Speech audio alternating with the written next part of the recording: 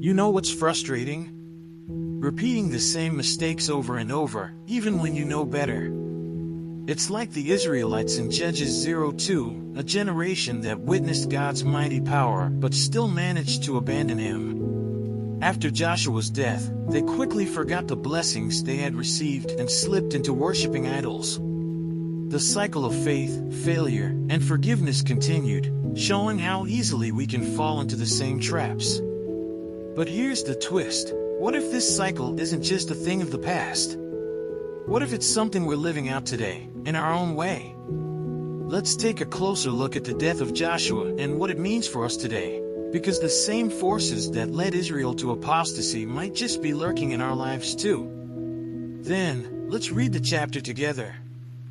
The angel of the Lord went up from Gilgal to Bochim and said, I brought you up out of Egypt and led you into the land I swore to give to your ancestors.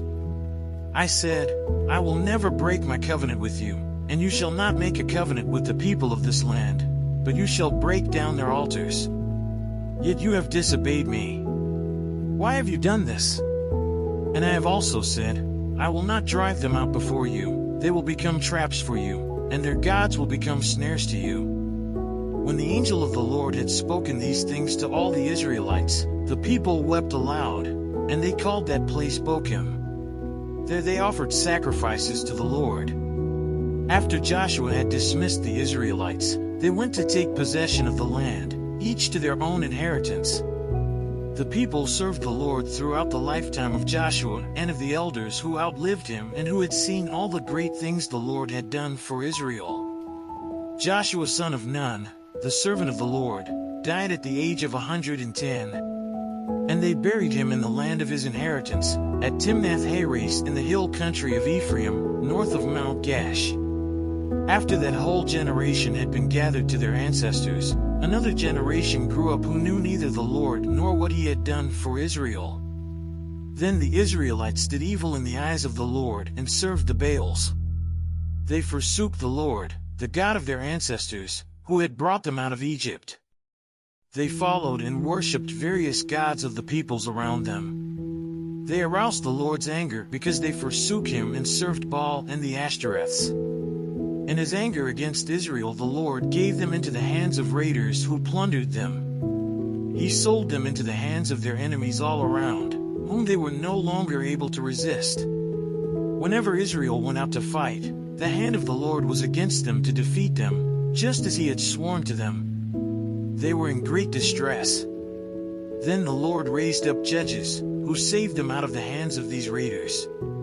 Yet they would not listen to their judges, but prostituted themselves to other gods and worshipped them. They quickly turned from the ways of their ancestors, who had been obedient to the Lord's commands. Whenever the Lord raised up a judge for them, he was with the judge and saved them out of the hands of their enemies as long as the judge lived. For the Lord relented because of their groaning under those who oppressed and afflicted them. But when the judge died, the people returned to ways even more corrupt than those of their ancestors, following other gods and serving and worshiping them. They refused to give up their evil practices and stubborn ways. Therefore the Lord was very angry with Israel and said, Because this nation has violated the covenant I ordained for their ancestors and has not listened to me, I will no longer drive out before them any of the nations Joshua left when he died. I will use them to test Israel and see whether they will keep the way of the Lord and walk in it as their ancestors did. The Lord had allowed those nations to remain. He did not drive them out at once by giving them into the hands of Joshua. Let's say a quick prayer to thank the Lord for his mercy. Hey God, thank you so much for this time of learning and for opening our hearts to the deeper truths in your word.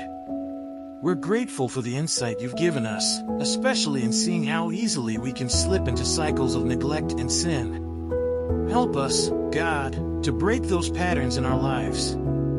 Strengthen our faith and guide us to live out these lessons every day.